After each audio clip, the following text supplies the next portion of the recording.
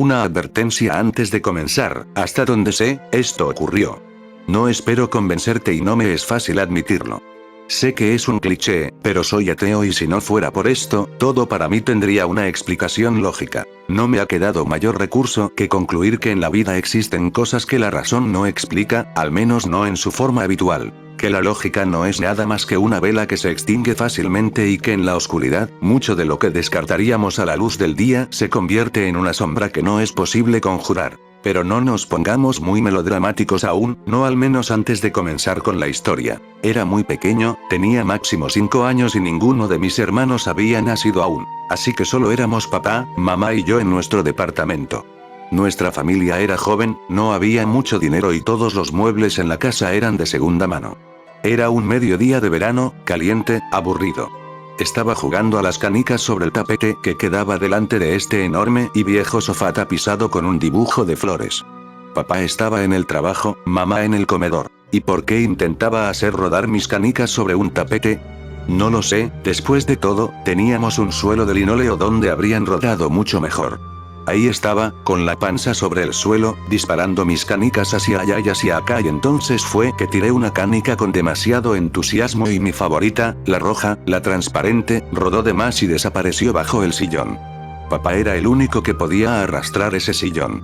Así que intenté recuperar mi canica yo solo. Gateé hasta la orilla y ahí, tras una inspección sobre el hueco negro, deslicé una mano dentro, primero superficialmente, luego hasta el fondo. No la encontré. Me incorporé delante del sillón, decepcionado. Entonces una mano salió de debajo del sillón. Sillón.jpg. La recuerdo nítidamente y creo que siempre lo haré. Dedos delgados y uñas largas, piel nudosa, arrugada, negra.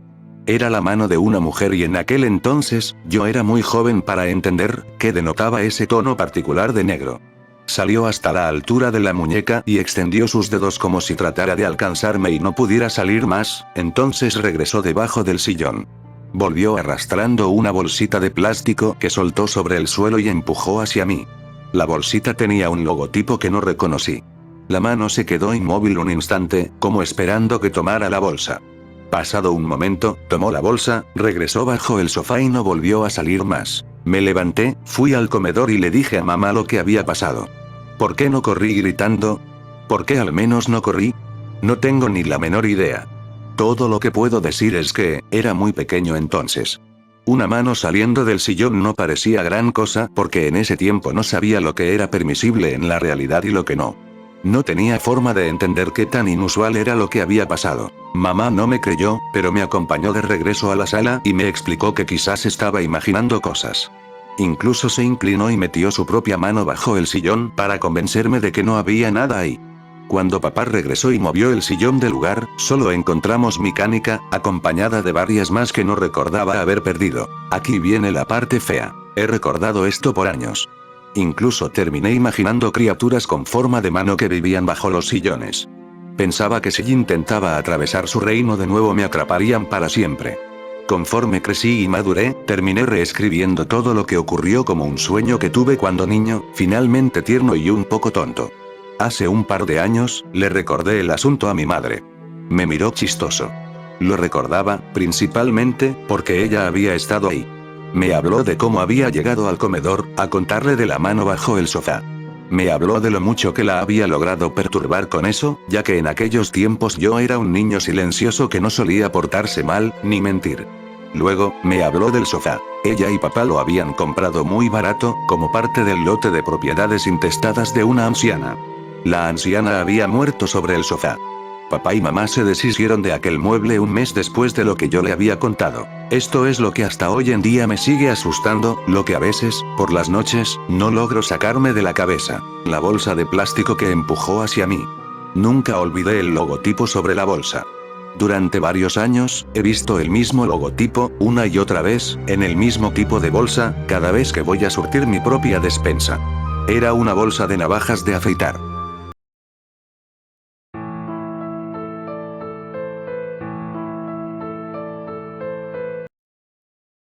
Es increíble, ¿sabes?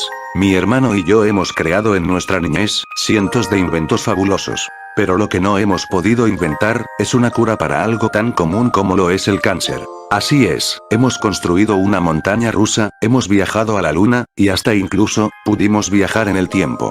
Pero no hemos podido curar a nuestra madre. Y sí, hemos viajado en el tiempo para evitar que de alguna manera, ella evitara contraer ese mal. Pero créeme si te digo, que el resultado siempre es el mismo. Pero aún somos jóvenes, pues apenas tenemos 15, así que Phineas me dijo sonriendo. Es normal que nosotros los seres humanos, seamos un blanco fácil para las enfermedades, pero, si pudiéramos mejorar al ser humano y hacerlo algo más que una simple bolsa de huesos y carne. Si pudiéramos romper esos límites, y hacer que el ser humano desarrolle aún más sus capacidades, y que obtenga muchas más. Hacerlo física pero sobre todo, mentalmente más desarrollado, y todo eso multiplicado por 100. Y si pudiéramos convertirnos en dioses. Comenzamos como de costumbre con los planos, de todos los inventos que hemos hecho antes, este fue en el que más nos tardamos. Como una semana aproximadamente. Estudiamos al pie de la letra la estructura del ser humano. Diseñamos una enorme máquina, en la que uno puede entrar por la puerta, la cual se abrirá automáticamente. Entras a un cuarto de 3 metros de alto y 4 metros de ancho, lo único que tienes que hacer es quedarte allí parado. El cuarto escaneará el cuerpo del individuo, y recopilará todos los datos del organismo. Su sistema nervioso, los elementos químicos, los tejidos, entre otros. Entonces el cuarto alterará la materia del organismo, mejorando las células, las neuronas y la estructura del cuerpo en general. Finalmente había llegado el día, en que probaríamos lo que consideramos, nuestra mejor invención. O eso creímos. Pues ese día, mi hermano y yo cometimos el peor error de nuestras vidas. Un error, que tendré que cargar por el resto de mi vida. Phineas entró a la máquina, él se ofreció para ser el primero. Antes de entrar, me sonrió diciéndome que todo estará bien, y con esto lograremos salvar la vida de nuestra madre. Me quedé afuera, y activé la máquina con una palanca, podía ver a través de las cámaras instaladas lo que sucedería. Durante los primeros segundos, pude observar cómo la piel de Phineas empezaba a brillar, Phineas decía que no le dolía nada. Y que se sentía normal, pero luego de 2 minutos, Phineas empezó a gritar, diciendo que sentía que la piel le ardía. Estaba a punto de apagar la máquina, pero Phineas me gritó y me dijo que no lo hiciera, y él no saldría hasta que el proceso se haya completado. Pero no quise escucharlo, e intenté jalar la palanca para apagarla, pero mi desesperación fue tanto que la acabé rompiendo por accidente. Pude ver cómo la piel de sus brazos empezaba a caerse, y de la carne expuesta, comenzaban a salir un montón de bultos. La máquina empezó a botar vapor, y no me dejaba ver lo que pasaba, solo podía escuchar los gritos de mi hermano. Agarré un bate de béisbol y intenté romper la compuerta, pero no funcionaba, la habíamos construido con un material muy fuerte. Luego dejé de escuchar los gritos de Phineas, el silencio duró como 20 segundos, y entonces se abrió la compuerta. Y de ella, salió una amalgama robusta con varios tentáculos, sobresaliendo de muchas partes de su cuerpo. Con 3 largos dedos que se asemejaban a las patas de los gallos. Algunos cables que estaban detrás de las paredes de la máquina, se habían adherido a sus hombros, su espalda dejaba ver su columna vertebral, que parecía querer romper su piel y salirse. Y pese a tener una pierna como mencioné antes, el resto de su cuerpo eran un montón de volúmenes sanguinolientos que no dejaban de moverse. Lo poco de humano que aún tenía mi hermano, era solamente su cabeza, pero aún así, sus ojos no eran los mismos. Eran completamente verdes y brillaban en la habitación. A pesar de que en el fondo, sabía que eso era mi hermano, decidí ocultarme, no porque le tenía miedo, sino, porque trataba inútilmente de abrir mis ojos, una y otra vez para convencerme de que eso no era real. Mientras botaba lágrimas de mis ojos, cerca mío estaba el arma de mi padre, la tomé y pensé en apretar el gatillo sobre mi cabeza. Pero luego de unos segundos, recuperé la compostura. Phineas por fin pudo hablar, y a pesar de lo que se había convertido, aún hablaba con su voz normal, la voz de un joven asustado. Ferb, no puedo ver nada. Creo que algo salió mal. Mi hermano decía esto muy asustado. Yo no quería que sintiese miedo, así que le dije de forma suave. Phineas, no funcionó. Tranquilo. Phineas volvió a hablar. Ferb, tengo hambre. Mucha hambre. Phineas empezó a moverse un poco, y los volúmenes de la parte trasera de su cuerpo, empezaron a crecer más, y ocuparon buena parte de la habitación. Es como si tuviesen vida propia. Y debajo de su cara, abrió una segunda boca, que se asemejaba a la de un ser humano normal, aunque con los dientes más chuecos, y con llagas en los labios. Esa boca, mordió un pedazo de la realidad misma. ¿Cómo sé eso?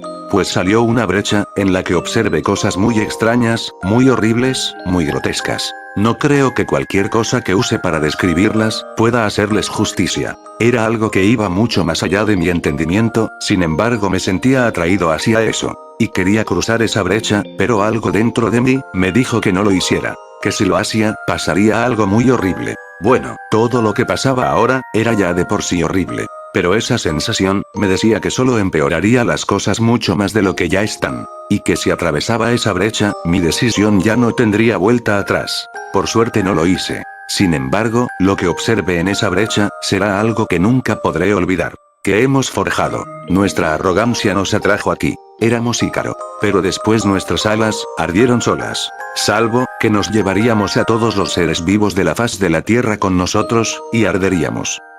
La brecha se cerró. Phineas dijo de forma muy alterada. Hermano, nunca debimos tratar de lograr lo imposible, de jugar con cosas que no entendemos, y que quizás nunca comprenderemos. No lo puedo controlar, por más que mi mente diga que no, siento como si algo dentro de mí quiere seguir comiendo. Quiere devorar más pedazos de la realidad misma. Sé que viste algo horrible. Y no arriesgaremos la existencia misma, por una estupidez mía. En ese momento, entró mi hermana Candace. Phineas. Ferb. La expresión de mi hermana fue puramente de horror, mientras ella ponía su mano a la boca. Phineas le dijo, Candace, perdóname. No tengo tiempo para explicarte. Algo salió mal. Muy mal. Sé que te costará mucho, pero tú y Ferb tienen que quemar todo el cuarto, tienen que quemarme. Tienes que destruirme, o si no, la vida tal como la conoces desaparecerá. Candace, entonces empezó a romper en llanto. Y Phineas dijo, Ferb hazlo ya. Salí corriendo, y detrás mío estaba Candace, quien intentaba detenerme, mientras gritaba. No lo hagas, es mi hermano, tu hermano. Intenté sacar unos botes de gasolina, pero Candace me agarró, y yo hacía un intento de zafarme de ella, mientras ella me apretaba fuerte el estómago, con sus manos. No lo hagas, Ferb, si lo haces nunca te lo perdonaré. Entonces la golpeé con todas mis fuerzas en el rostro, y cayó al suelo inconsciente. Tomé los botes de gasolina, y un encendedor. Todo esto lo hacía mientras lloraba. De repente, escuché la voz de mi hermano, la cual con una voz más aguda y ronca, me gritó. Ferb, apúrate, no sé cuánto más pueda soportarlo. Corrí hacia la habitación, y empecé a regar la gasolina cerca de donde estaba mi hermano. Entonces esa boca, volvió a abrirse. Y yo con lágrimas en mis ojos observé a mi hermano. A pesar de que solo fueron 2 segundos, lo sentí más eterno. Con sus ojos verdes me miró fijamente sonriendo. Y entonces arrojé el encendedor. De mi hermano, comenzaron a salir muchas más bocas, y todas empezaron a gritar horriblemente. Antes de irme, Phineas me volvió a mirar. Y me dijo, yo sé que encontrarás una cura para nuestra madre. Subí rápidamente a mi habitación, me puse unos audífonos, y me senté, puse mi rostro sobre mis piernas. Y empecé a llorar, mientras decía, lo siento Phineas, lo siento. Han pasado 6 años desde lo ocurrido, finalmente con la ayuda de un científico, llamado Heinz Doofenshmirtz. Logré hallar una cura para el cáncer de mi madre, desde entonces a pesar de la gran pérdida que tuvimos. Hemos salido adelante, y logramos ser una familia feliz. Debo admitir que desde que Phineas se fue, me ha costado mucho crear inventos sin su ayuda. Y de hecho, no he inventado nada desde hace muchos años. Recientemente, me he graduado de la universidad, y conseguí un trabajo en desarrollos tecnológicos. Aún así, el Dr. Doofenshmirtz me ha apoyado mucho. Y recientemente gracias a su ayuda, hemos podido construir una máquina del tiempo. Y sí, si te lo estás preguntando, es para evitar que mi hermano y yo, cometamos el mismo error hace 6 años. Ahora sí he aprendido mi lección, pues si bien el viaje es principalmente para salvar a Phineas, también es para asegurarnos de que nunca volvamos a hacer algo similar a esa máquina que construimos. Pues aprendí por las malas, a que nunca deberíamos jugar con cosas que no comprendemos. Ahora tengo una segunda oportunidad, y la aprovecharé al máximo. Me siento en la máquina con Doofenshmirtz, él baja la palanca y empezamos a viajar en el espacio y tiempo.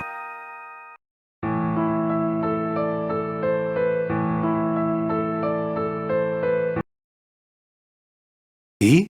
Preguntaron los señores, como por una sola boca, al entrar el profesor Goclenius más rápidamente de lo que era su costumbre y visiblemente alterado, le entregaron las cartas. ¿Ya está Johannes Scopper viajando de regreso a Europa? ¿Cómo se encuentra? ¿Llegó alguna colección con el correo? Inquirían todos a la vez. Solamente esto, dijo el profesor muy serio colocando sobre la mesa un paquete de hojas manuscritas y un frasquito en el que se podía ver un insecto muerto de color blancuzco y el tamaño de un ciervo volante. El embajador chino me lo entregó personalmente con la aclaración de que llegó esta mañana, vía Dinamarca.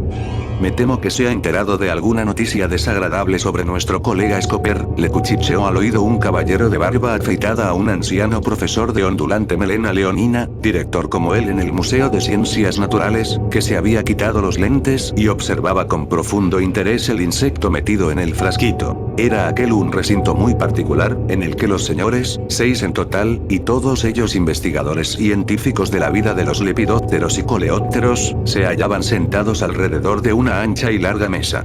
La mezcla de los olores de alcanfor y sándalo acentuaba ese clima extrañamente mortuorio que se desprendía de los diodones que pendían de cuerdas fijadas en el cielo raso y que, con sus ojos vidriosos y saltones, parecían las cabezas truncadas de espectadores fantasmales, las máscaras diablescas de salvajes tribus insulares, los huevos de avestruz, las bocazas de tiburón y los dientes de narval, los monos derrengados y de otras 1000 formas y figuras grotescas provenientes de zonas muy lejanas.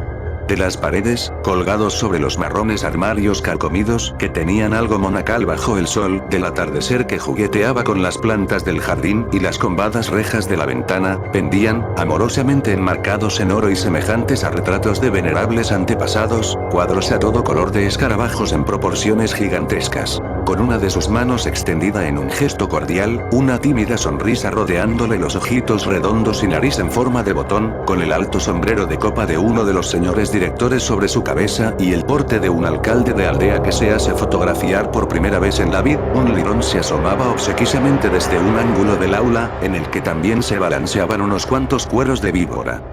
La cola oculta entre las sombras más lejanas del corredor y las partes más nobles de su cuerpo a punto de recibir una nueva mano de esmalte, para dar cumplimiento de este modo al deseo expreso del señor ministro de Enseñanza, el orgullo de todo el instituto, un cocodrilo de 12 metros de largo, espiaba por la puerta entreabierta. El profesor Goclenius había tomado asiento, desatado la cinta de mantenía atadas las hojas manuscritas y pasado rápidamente la mirada sobre las primeras líneas acompañándose con un murmullo inteligible. Esto está fechado en Bután, en el sudeste del Tíbet, el 1 de julio de 1914, o sea 4 semanas antes del estallido de la guerra. De lo que se infiere que esta carta tardó más de un año en llegar a nuestras manos, y agregó luego de una pequeña pausa. Nuestro colega Johannes Scopper escribe aquí, entre otras cosas, lo siguiente. En otra oportunidad les relataré más detalladamente el rico botín que pude obtener durante mi largo viaje por tierras fronterizas chinas, pasando por Assam hasta llegar a Bután, país todavía inexplorado. Hoy solo quiero referirme lo más sucintamente posible a las circunstancias asombrosas a las que debo el descubrimiento de un grillo blanco como verán totalmente nuevo, el profesor Goclenius señalaba mientras leía estas últimas palabras al insecto que estaba en el frasco, y que los chamanes utilizan para fines religiosos bajo el nombre de Fat, una palabra que les sirve a la vez de insulto para todo lo que se parezca a un europeo o individuo de raza blanca. Pues bien, cierta mañana me entero, por intermedio de unos peregrinos lamaístas que se dirigían a Lhasa, que cerca de mi campamento se encontraba un alto exponente de los Dugpas, algo así como sacerdotes del diablo temidos en todo el territorio del Tíbet, reconocibles por sus gorros escarlatas, y que afirman ser descendientes directos del demonio de los hongos. Lo cierto es que estos Dugpas pertenecen a la antiquísima religión tibetana de los lamaístas y chamanes de la cual conocemos poco y nada, y son hijos de una raza extraña cuyos orígenes se remontan hasta la noche de los tiempos. Este Dugpa, me decían los peregrinos mientras hacían girar furtiva y supersticiosamente su molinillo de oraciones, es un Samchemichevat, un ser que ya no debe ser designado como hombre, que puede ligar y desligar, para decirlo en pocas palabras, gracias a su facultad de ver más allá del tiempo y del espacio, puede realizar todo lo que se proponga en esta tierra.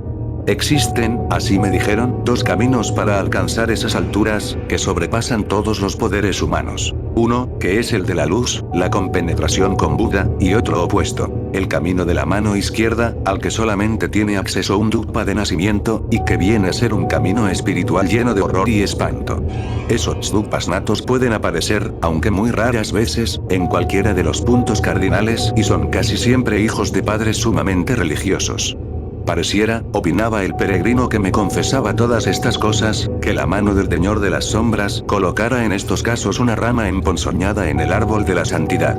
Resulta ser que existe un solo medio para saber si un niño se halla o no espiritualmente vinculado a la Liga de los Dugpas. De ser así, el remolino del cabello debe girar de izquierda a derecha en vez de hacerlo en dirección inversa. Yo expresé inmediatamente, por pura curiosidad, mi deseo de conocer personalmente al Dugpa de alto rango que se hallaba por los alrededores, pero el jefe de mi caravana, que también es un tibetano oriental, se negó terminantemente.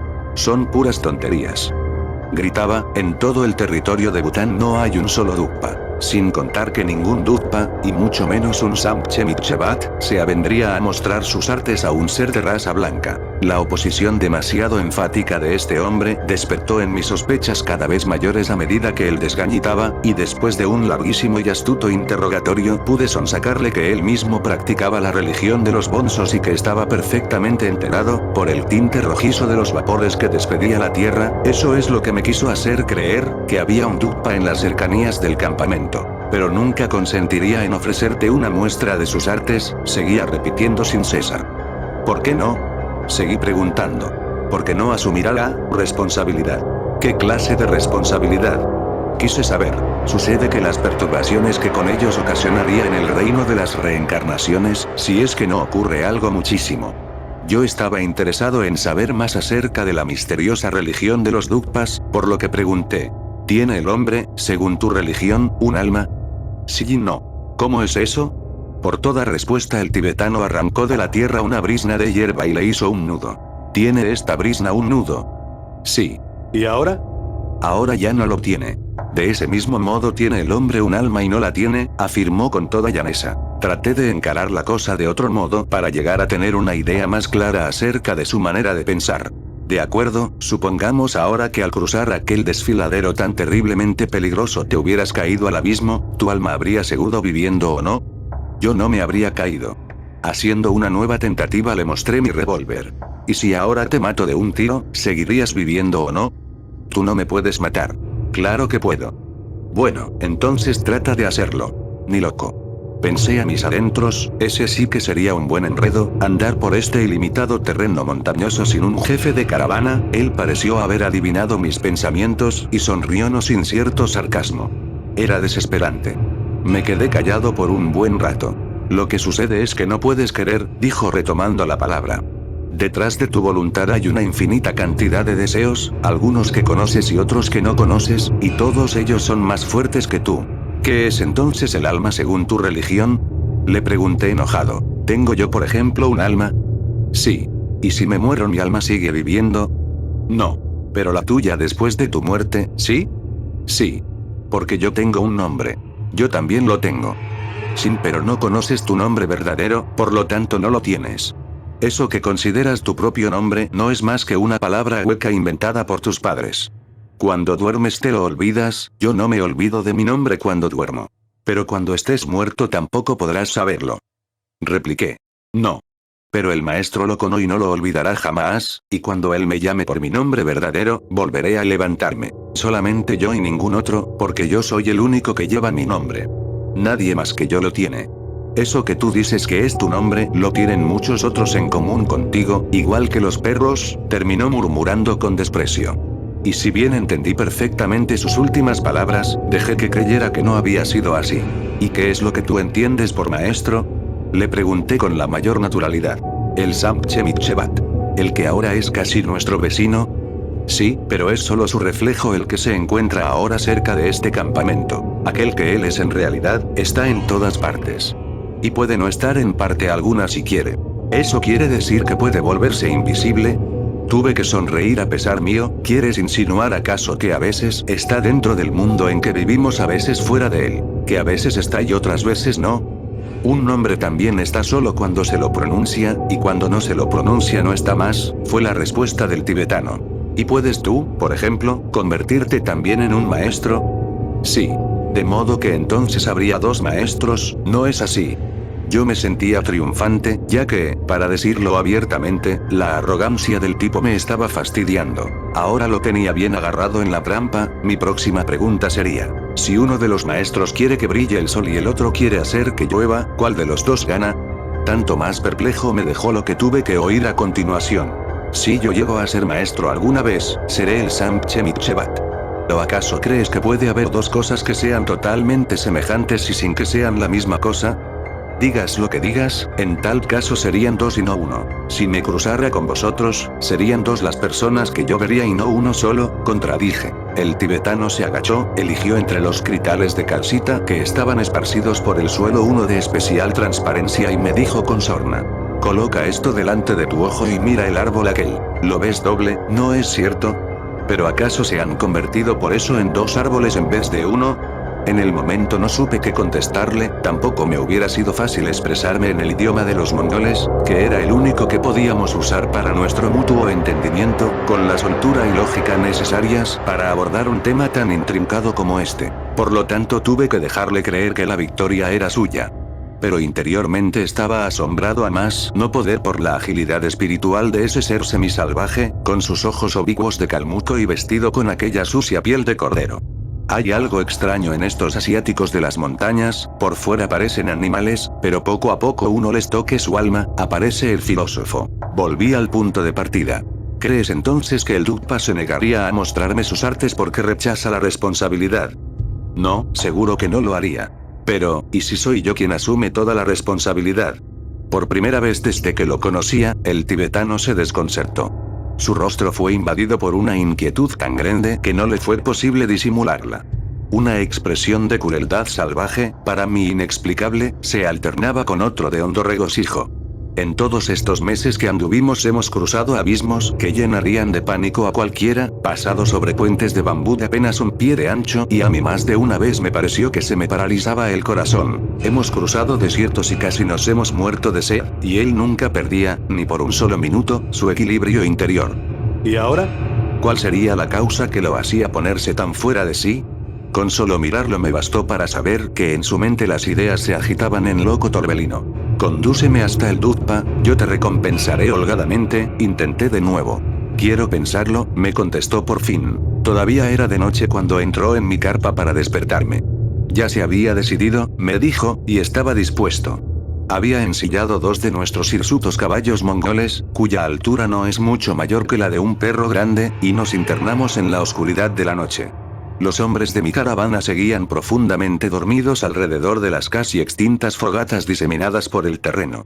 Pasaron horas sin que cambiáramos una sola palabra. Ese peculiar aroma del almizcle que las estepas tibetanas exhalan durante las noches de julio y el monótono rumor de las retamas al ser barridas por las patas de nuestros caballos, casi me llegan a embriagar de tal manera, que para poder mantenerme despierto, me vi obligado a no quitar mi vista de las estrellas, que aquí, en esta tierra salvaje, tienen algo de llameantes.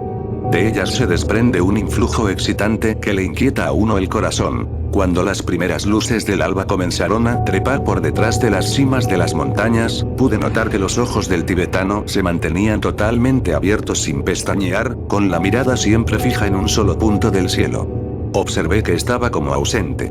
Le pregunté varias veces si conocía también el lugar donde se hallaba el Dugpa como para no prestarle ninguna atención al camino, pero no recibí respuesta alguna. Él me atrae como la piedra magnética atrae al hierro, balbuceó al fin, como saliendo de un sueño muy profundo. Ni al llegar el mediodía nos tomamos un descanso. Siempre mudo, mi acompañante volvía a apresurar el paso de su caballo cada vez que éste se mostraba un poco más lento. Yo me vi obligado a comer mi ración de carne de cabra sentado en la montura. Poco antes del anochecer paramos, doblando al pie de un cerro totalmente desnudo, cerca de esas fantásticas carpas que a veces se pueden ver en Bután. Son negras, hexagonales abajo y puntiagudas arriba, de bordes combados, y se hallan paradas sobre una suerte de zancos, de modo que se parecen a enormes arañas que tocan el suelo con sus vientres. Yo esperaba encontrarme con un sucio chamán de melena y barba desgreñadas, una de esas criaturas dementes o epilépticas, que son tan frecuentes entre los mongoles y tungusos, que se embriagan con infusiones logradas con la cocción de ciertos hongos y que luego creen estar viendo espíritus o se sienten impelidos a largar de sí profecías incomprensibles. En vez de ello veo parado ante mí, inmóvil, un hombre de unos buenos 6 pies de altura, sorprendentemente delgado, sin barba, con un brillo oliváceo en el rostro, un color como no lo había visto nunca en un ser humano vivo, siendo la separación entre sus ojos oblicuos tan grande, que se me antojaba antinatural. Un ejemplar de una raza humana para mí completamente desconocida. Sus labios, lisos como porcelana, al igual que la piel de toda su cara, eran rojísimos, finos como el filo de un cuchillo y pero tan curvados, especialmente en las comisuras muy alzadas, como congeladas por una sonrisa despiadada, que parecían haber sido dibujados con pincel sobre su cara. Me fue imposible quitar la vista de ese hombre por largo tiempo, y al volverlo a recordar ahora, casi diría que me estaba sintiendo como un niño al que se le corta la respiración del puro susto, ante la súbita aparición de una máscara terrorífica que emerge de las sombras. Sobre su cabeza el Dugpa llevaba un gorro escarlata, en tanto que el resto de su cuerpo se hallaba cubierto hasta los tobillos por una costosa capa de sebeltina totalmente teñida de anaranjado. Tanto él como mi guía no se dirigieron la palabra ni una sola vez, pero yo sigo creyendo que se entendieron mediante gestos y señales secretas, puesto que, sin preguntarme para nada qué era lo que quería de él, el Dugpa dijo de pronto que estaba dispuesto a enseñarme todo lo que yo deseara, siempre y cuando me comprometiera expresamente a asumir toda responsabilidad, aún sin conocerla. Yo, por supuesto, me declaré inmediatamente de acuerdo. Como prueba de ello yo debía tocar la tierra con mi mano izquierda. Así lo hice. Se nos adelantó entonces en silencio durante un corto trecho y lo seguimos hasta que nos ordenó que nos sentásemos. Tomamos asiento junto al borde de una elevación de terreno que se asemejaba curiosamente a una mesa. Llevaba yo conmigo un lienzo blanco. Empecé buscando desesperadamente en todos mis bolsillos, pero nada, hasta que por fin hallé escondidos en el fondo rasgado de mi chaqueta un viejo mapa plegadizo de Europa bastante borroso ya, que evidentemente había llevado conmigo sin verlo durante todo mi viaje por el Asia. Lo extendí entre nosotros y expliqué el Dugpa que el dibujo representaba un mapa de mi patria. Intercambiaron una rápida mirada con mi guía, y nuevamente pude ver cómo en el rostro del tibetano aparecía esa expresión maligna, casi se podría decir de odio, que tanto me había llamado la atención la noche anterior. ¿Deseaba yo ver el juego mágico de los grillos? Asentí con la cabeza y supe al instante que era lo que me iba a tocar presenciar, ese truco famoso que consiste en hacer aparecer insectos bajo el influjo de un silbido o algo semejante. Tal cual, no me había equivocado, el Dugpa dejó oír un sonido chirriante, suave y metálico, cosa que estas gentes logran mediante el uso de una campanita plateada que llevan oculta entre sus ropas, e inmediatamente un montón de grillos fueron saliendo de sus recovecos dentro de la tierra para reunirse sobre el mapa. Cada vez más y más. Infinidad de ellos. Yo me estaba enojando de solo pensar que por un ridículo truco circense, que ya había tenido oportunidad de presenciar varias veces en la China, hubiese emprendido una cabalgata tan trabajosa, pero, el espectáculo que de ahí en más se ofreció ante mi vista me compensó con creces el esfuerzo realizado. Los grillos no solo pertenecían a una especie totalmente desconocida para la ciencia, lo que los hacía interesantes de por sí, sino que además se comportaban de una forma más que peculiar. Apenas hubieron tomado contacto con el dibujo del mapa, comenzaron a correr sin ton ni son en todas direcciones, para luego ir formando grupos que se examinaban mutuamente con desconfianza. Súbitamente cayó sobre el centro mismo del mapa una mancha de luz con los colores del arco iris. Provenía, como constaté al momento, de un pequeño prisma de vidrio que el Dugpa había puesto contra el sol, y en pocos segundos los pacíficos grillos se convirtieron en un apelotonamiento de insectos que se destrozaban entre sí de la manera más abominable. El espectáculo era demasiado repulsivo como para pensar en describirlo. El chirriar de los miles y miles de alas daba un tono altísimo, casi melodioso, que me llegó hasta la médula de los huesos. Si bien se asemejaba al canto de los grillos que todos conocemos, estaba compuesto de un odio tan infernal mezclado con una suerte de lamento tan atroz, que yo sé que no lo podré olvidar jamás. Por debajo de esa mesa de cuerpos se iba derramando un jugo espeso y verdoso. Le ordené al Dugpa que parara de inmediato esa bestialidad, pero él ya había guardado el prisma y se limitó a responderme con un encogimiento de hombros. En vano me esforzaba por separar a los grillos con un palo. Sus locas ganas de matar ya no conocían límites. Cada vez aparecían más de ellos, venían en tronel para participar en ese juego macabro hasta formar una montaña vibrante y pataleante tan alta casi como un hombre. A una legua a la redonda la tierra se hallaba cubierta de insectos que formaban una masa blancuzca que pugnaba por llegar al centro movida por un solo pensamiento: matar, matar, matar. Algunos grillos que iban cayendo malheridos del montón y no podían volver a subir, se destrozaban a sí mismos con sus antenas. El chirrido era por momentos tan fuerte y tan espantosamente agudo, que me tuve que tapar los oídos con las manos, porque estaba seguro de no poder soportarlo más. Finalmente, gracias a Dios, los animales parecían ser cada vez menos, las filas que las hacían de debajo de la tierra se hacían cada vez más raras hasta que cesaron por completo. ¿Y ahora qué se propone? Pregunté al tibetano cuando vi que el Dugpa no demostraba ninguna intención de dar por terminada la representación, sino que más bien parecía esforzado en mantener sus pensamientos concentrados en vaya uno a saber qué idea. Su labio superior estaba contraído de modo tal que se podían ver claramente sus dientes afilados y puntiagudos. Eran negros como la brea, sospecho que de tanto mascar hojas y hierbas, una costumbre muy difundida en estas zonas. Liga y desliga, oí que me respondía el tibetano. A pesar de que yo no cesaba de repetirme a mí mismo que no eran más que insectos los que habían encontrado aquí una muerte tan horrenda, no podía evitar sentirme por demás impresionado, tanto, que por momentos creí desvanecerme, y la voz continuaba llegándome desde muy lejos. Liga y desliga. No podía entender su significado, y sigo aún hoy sin entenderlo. Tampoco puede decirse que después de lo ya relatado sucediera algo digno de ser tomado especialmente en cuenta. ¿Por qué sería entonces que yo permanecía ahí sentado? Tal vez pasarán horas, no lo sé. Era como si la voluntad de levantarme hubiera desaparecido de mi cuerpo, no puedo definirlo de otro modo. Poco a poco el sol se iba hundiendo, y tanto el paisaje terreno como el celeste fue adquiriendo ese tinte rojo y anaranjado totalmente irreal, que cualquiera que haya estado alguna vez en el Tíbet también conoce. El colorido de este cuadro solo es comparable al de las carpas que pueden hallarse en las romerías europeas. No me podía desprender de las palabras. Liga y desliga. Paulatinamente iban adquiriendo en mi cerebro un sentido espantoso de verdad. En mi imaginación el bulto compacto y enorme de grillos se convertía en millones de soldados agonizantes. Sentí de pronto mi garganta estrangulada por un misterioso e inconmensurable sentido de responsabilidad, cuyo tormento era aún mayor por lo mismo que me era imposible hallar su origen. Por un momento tuve la impresión de que el Dugpa se había ido y de que en su lugar tenía delante mío, escarlata y verde oliva, a la abominable estatua del dios de la guerra tibetana. Pude luchar contra esa visión hasta tener nuevamente ante mis ojos a la realidad tal cual era. Pero a mí no me bastaba con esa realidad. Los vapores que se elevaban de la tierra, las cimas dentelladas y nevadas de las montañas que se recortaban en el horizonte, el Dugpa con su gorro escarlata, yo mismo, con mis ropas mitad europeas mitad asiáticas, y finalmente esa carpa negra con sus patas de araña, todas esas cosas no podían ser reales. Realidad, fantasía, visión, ¿qué era verdad, qué era mentira?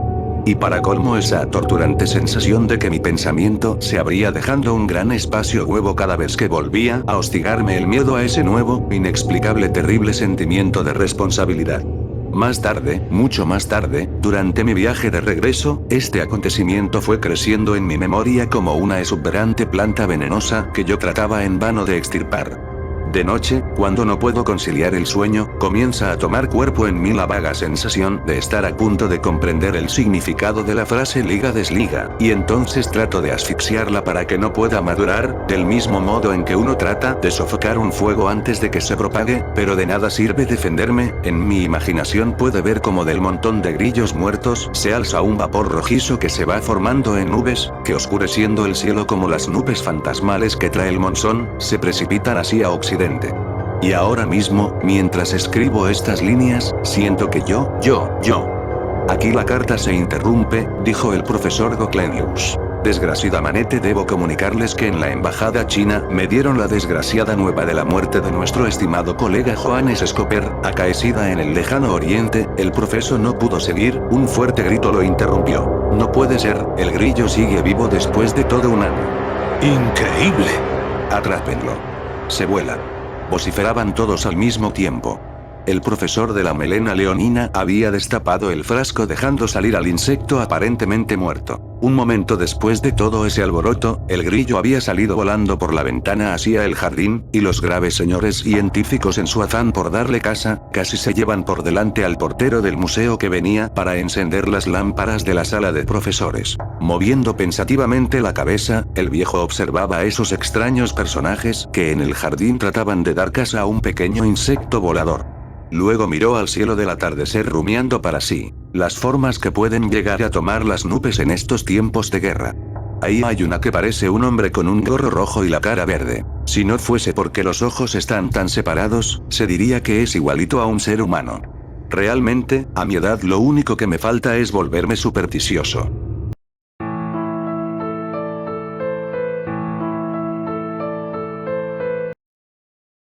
Time Travel Company agradece enormemente su preferencia, y esperamos que su estadía con nosotros sea la más placentera y grata experiencia.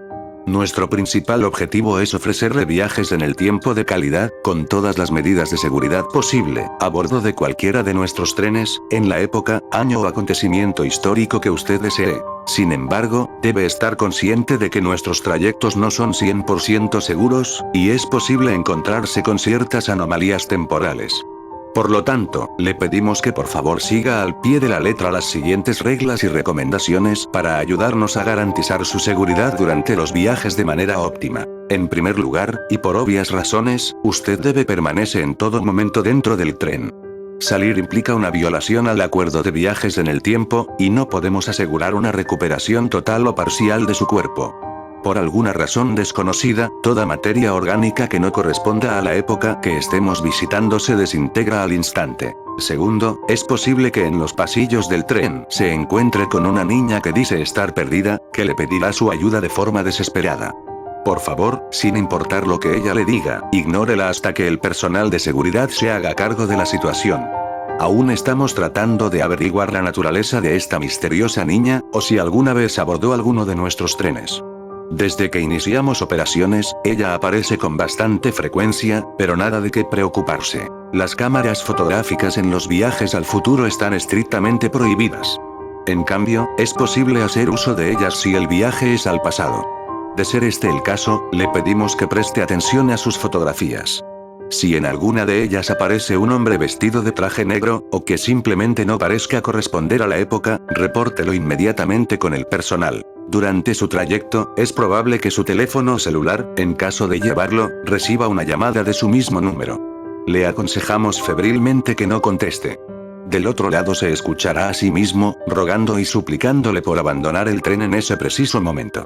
Todavía desconocemos qué es lo que llama, o si es humano. Pero podemos garantizarle que no se trata de usted. Dado los acontecimientos ocurridos en el período que comprende los años 2021 hasta el 2025, todos los viajes a esta época están prohibidos. Usted todavía puede abordar un tren hacia el año 2026, pero se recomienda absoluta discreción. En todo momento, un guía estará acompañándolo, explicándole un poco de los diferentes momentos históricos que visitará. En caso de que su descripción no corresponda con lo que usted está viendo, le pedimos que cierre inmediatamente los ojos y se lo haga saber al personal. Posiblemente se trate de un desfase temporal, por lo que deberá ser tratado inmediatamente. Ocasionalmente, pueden leerse mensajes de auxilio en las ventanas. Estos parecen estar hechos de una sustancia negra, similar a la sangre coagulada. Simplemente ignórelos, en un par de segundos estos desaparecerán. Aún estamos investigando quién deja estos mensajes. Al terminar el viaje, verifique que no le haga falta ninguna extremidad, o que por el contrario no tenga ningún miembro extra. Una vez que salga del tren no nos hacemos responsables de ningún dedo, mano, ojo, pie, o cualquier otra parte del cuerpo que usted pierda. Dicho todo esto, esperamos que disfrute su viaje con nosotros. Time Travel Company.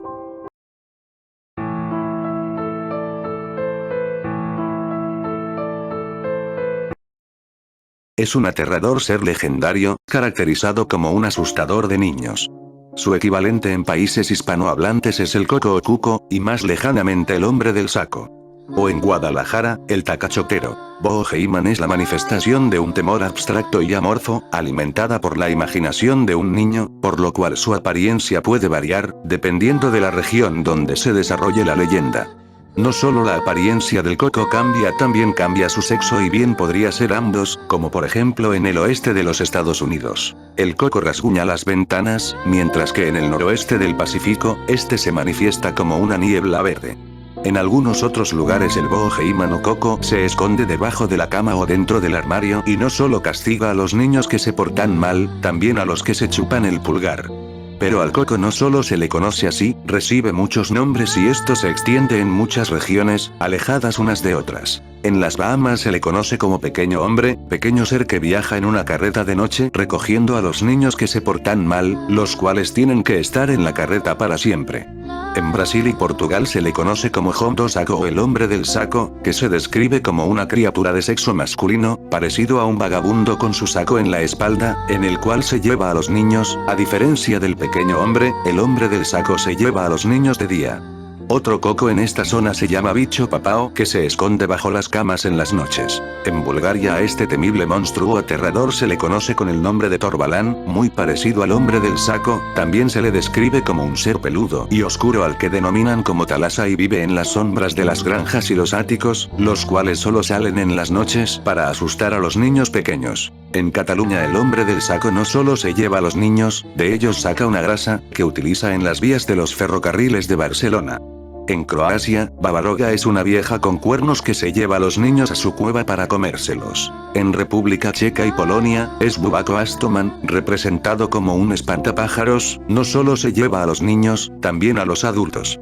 Bubak merodea en las riberas de los ríos y suele hacer un sonido parecido al de un bebé, con el fin de atraer a los incautos para robarles sus almas. En Noruega y Dinamarca, el coco danés es llamado Busemanden, quien se esconde bajo la cama y se lleva a los niños que no duermen. En los países germanos, al Boheiman se le llama Butseman, Buseman, Buman o Buemando. En Egipto el Abu Ragma es loca o el hombre de las piernas quemadas. Abu Ragma es loca es un monstruo que se quemó de niño por no escuchar a sus padres. Se lleva a los niños desobedientes para cocinarlos y comerlos. Otro monstruo de esta zona se llama Bobo, una criatura nocturna vestida de negro y que persigue a los niños que se portan mal. En Finlandia, la criatura que atormenta a los niños se llama Norco y se le representa como una aterradora criatura fantasmal de color azul oscuro. En Alemania, este ente se llama Der Schwarze Mann o el negro y no por el color de la piel, sino por su preferencia a los lugares oscuros, como los bosques, los armarios y debajo de las camas. A este monstruo en Grecia y Chipre se le conoce como baboulas. Pero en Haití el coco es gigante y es la contraparte de Santa Claus, en el dialecto criollo haitiano se llama tontón macoute. En la India depende de la región, así que recibe varios nombres como Boribaba que también usa un saco, Chounkidar que vigila a los niños cuando se niegan a dormir. Al sur es Redaicanan que amenaza a los niños que no quieren comer. En el estado de Andhra Pradesh, es Buda o Shaitaran. En Irán la cultura persa habla de Lulú, quien se come a los niños traviesos, también llamado Lulú Corcore. Es utilizado para asustar a los niños que no comen. En Italia, Luo Monero o Babau atemoriza a los niños en canciones de cuna. En Corea Gyeongsan, Tokebi, son representados como un tigre, mientras que Mangtaeyeongam es una vieja con bolsa de malla, que se lleva a los niños. Un ser que se lleva a los niños inquietos y tiene su origen en una vieja leyenda que narra que una mujer intentaba calmar a su hijo diciéndole, aquí viene un tigre que te comerá. Y lo dejaré entrar si no te callas. Accidentalmente, fue escuchada por un tigre que pasaba por ahí y que decidió esperar a una comida gratis. En lugar de abrir la puerta de la casa, para decepción del tigre, la mujer le ofreció al niño un kaki seco diciéndole, aquí está un kodgamdo que vi deriva de kokemi, que a su vez tiene su origen en la palabra kodgam, kaki seco. Y al no escuchar al niño llorando, el tigre que desconocía que era un kodgam escapó pensando, debe ser un monstruo poderoso contra el que no tengo oportunidad, siendo que el tigre es la criatura más poderosa y aterradora para los coreanos. También conocido como Boeman en los Países Bajos, Pugot en las Filipinas, Bonome Septeures en la región de Quebec es Baubau en Rumania, Buka en Rusia, Ucania y Bielorrusia, Babaf en Eslovenia, Ogre en España, Bonivilla en Sri Lanka, Monstret en Suecia, Boog en Suiza, Dunganga en Turquía, y ONG en Vietnam. Todos ellos están listos con sus bolsas para llevarse a los niños que se portan mal. El Boheiman no tiene ningún aspecto específico, pues es de una leyenda tan solo urbana acerca de una persona que usaba túnica y nunca mostraba su rostro, y se compara a veces con las personas de la vida real específicas, tales como Albert Fish, un asesino en serie. El término Boheiman se puede utilizar metafóricamente para denotar a una persona o una cosa de quien alguien tiene un miedo irracional. La leyenda puede haberse originado de Escocia, en donde a tales criaturas las llaman a veces bogart, bogles o bogies. Los cuentos del Boheiman varían según la región. En algunos lugares el Boheiman es masculino, en otros, femenino. El concepto más común de un personaje popular caracterizado como alguien que asusta a niños. Suele ser un monstruo que se mantiene al acecho en dormitorios, por ejemplo, detrás de la puerta, dentro del armario, o debajo de la cama, lugares en los que se esconde antes de atacar al durmiente. En cambio, en algunas zonas de los Estados Unidos, el Boogeyman no entra a los dormitorios, sino que por el contrario araña las ventanas desde el exterior. Igualmente se dice que a veces, el Boogeyman adopta la forma de la cosa que más aterra a la víctima.